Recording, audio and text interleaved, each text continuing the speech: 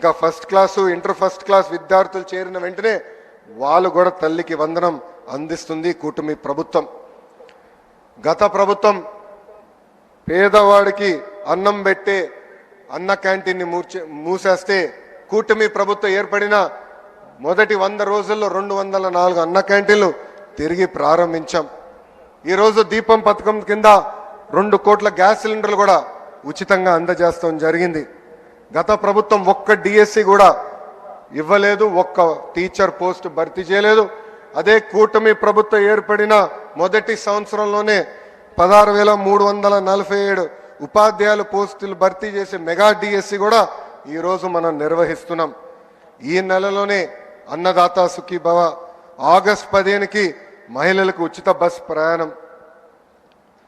గత పాలకులు ఆస్తులు కొట్టేసేదానికి తీసుకొచ్చిన ల్యాండ్ టైటిలింగ్ యాక్ట్ కూడా కూటమి ప్రభుత్వం రద్దు చేస్తాం జరిగింది.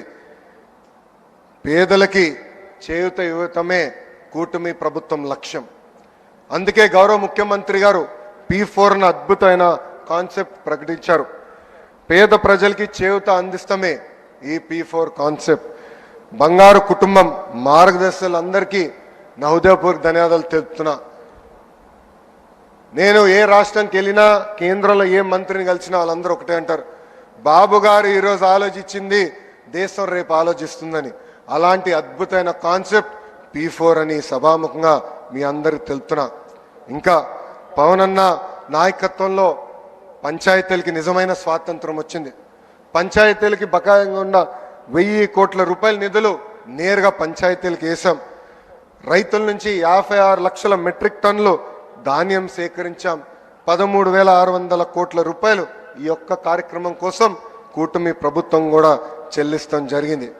ఇంకా పొగాకు, మిర్చి, కొక్కో, మామిడి రైతులు ఇబ్బంది ఉందంటే ప్రభుత్వం యుద్ధ ప్రాతిపదికంగా స్పందించి ఈ రోజుని వాళ్ళని కూడా ఆదుకుంటాం జరిగింది. అభివృద్ధి వికేంద్రీకరణం అనేది కూటమి ప్రభుత్వం ఎజెండా. కేవలం ఒక ఏడాదిలోనే 9.5 లక్షల కోట్ల పెట్టుబడి, వాటి ద్వారా 8 లక్షల మందికి ఉద్యోగాల కల్పన కోసం ఒప్పందాలు కుదిరించుకున్నాం. రాయలసీమను ఒక automotive, electronics, horticulture, renewable energy హబ్గా కూటమి ప్రభుత్వం తీర్చిదిద్దుతుంది. ఏకంగా LG ఎలక్ట్రానిక్స్, రెన్యూ లాంటి సంస్థల్ని రాయలసీమకి ఈ మొదటి సంవత్సరంలో మేము తీసుకొచ్చాం. ఇంకా ప్రకాశం జిల్లాలో రిలయన్స్ CBG ప్లాంట్లు ఏర్పాటు చేస్తున్నాం. ఉభయ గోదావరి జిల్లాలో ఆక్వాని పెద్ద ఎత్తున ప్రోత్సహిస్తున్నాం. ఉత్తరాంధ్రలో ప్రత్యేకంగా IT, ఫార్మా, మెడికల్ ఎక్విప్మెంట్ తయారీ హబ్గా మార్చేందుకు ప్రభుత్వం అన్ని అడుగులు వేస్తుంది. ఏకంగా ఆర్సిలర్ మిత్తల్ ప్రాజెక్ట్, ఒక TCS, ఒక కాగ్నిసెంట్ కూడా ఉత్తరాంధ్రకి ఈరోజు కూటమి ప్రభుత్వం తీసుకొచ్చింది. మన ప్రభుత్వం డబుల్ ఇంజిన్ సర్కార్. మన నమో రాష్ట్రం కోరిన అన్ని కోరికలు ఈరోజు తీరుస్తున్నారు.